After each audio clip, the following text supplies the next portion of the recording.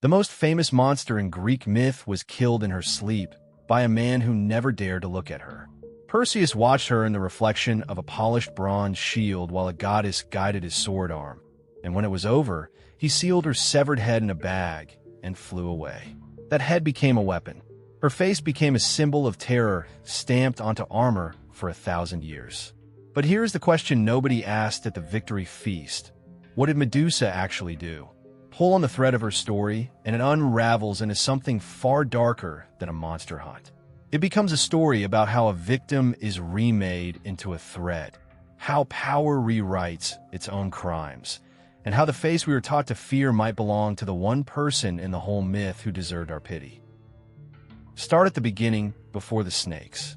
Medusa was born one of 3 sisters, the Gorgons, daughters of Phorcys and Ceto, ancient gods of the deep sea older than Olympus itself.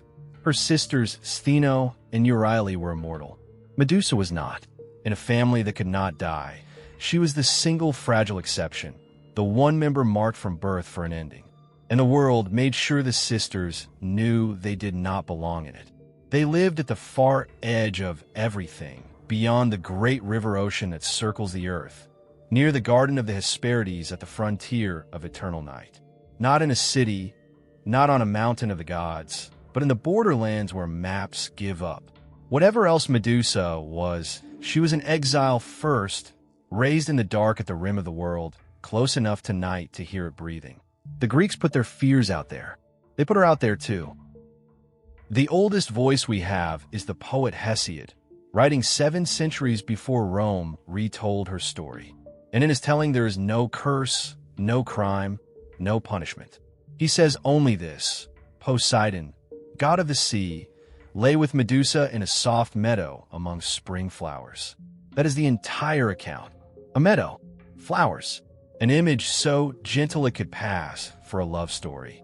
In this oldest version, she is never transformed into anything, because there is nothing to transform and no one is punished, because in Hesiod's world, a god desiring a mortal is simply weather, something that happens to you. Hold on to that soft meadow. Remember how quietly the story began, because everything that follows is what later centuries decided to do with it. 700 years later, the Roman poet Ovid told it again, and the meadow was gone.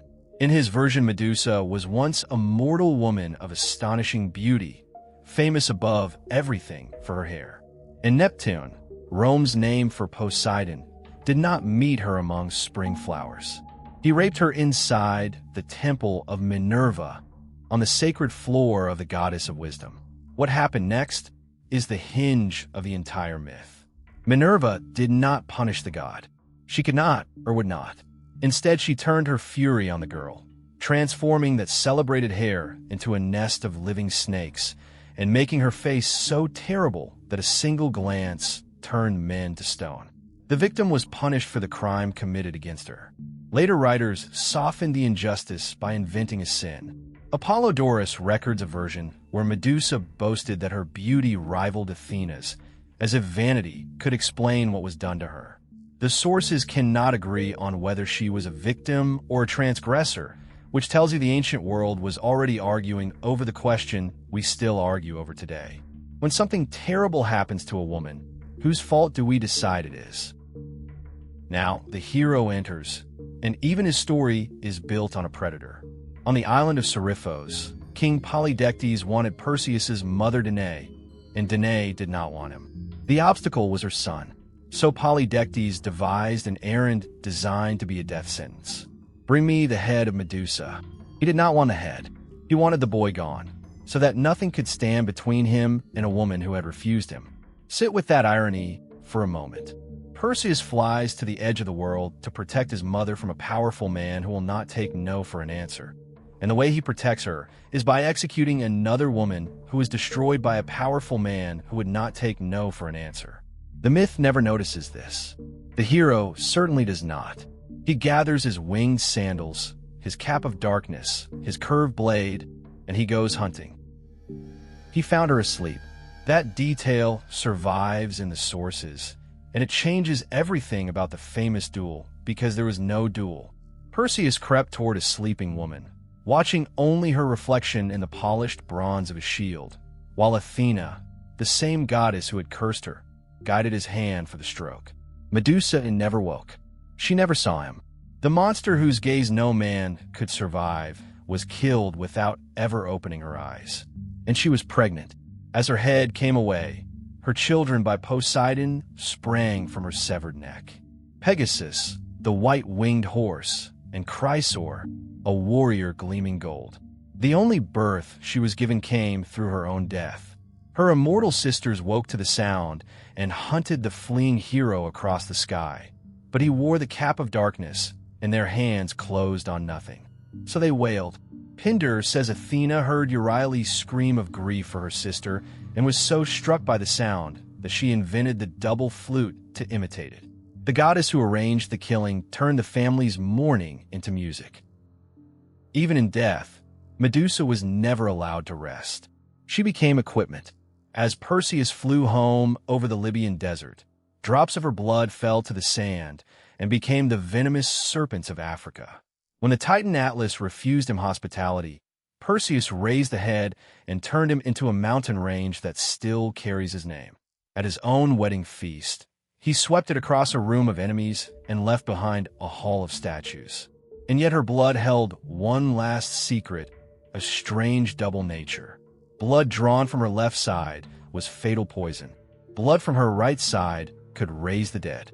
Athena gave that blood to Asclepius, the great healer, and with it he pulled the dying back across the border of death itself.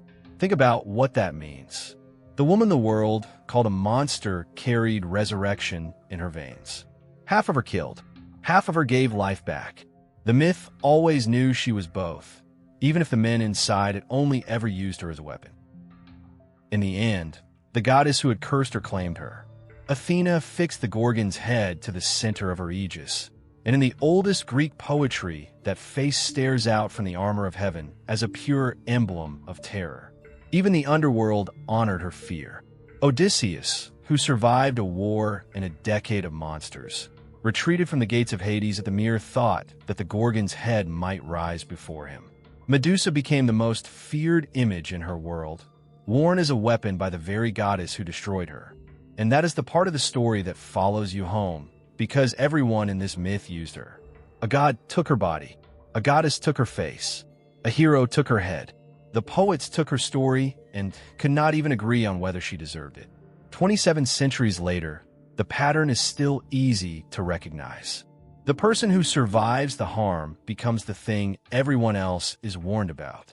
So when you picture Medusa, the snakes, the stone, that deadly stare, ask yourself one honest question.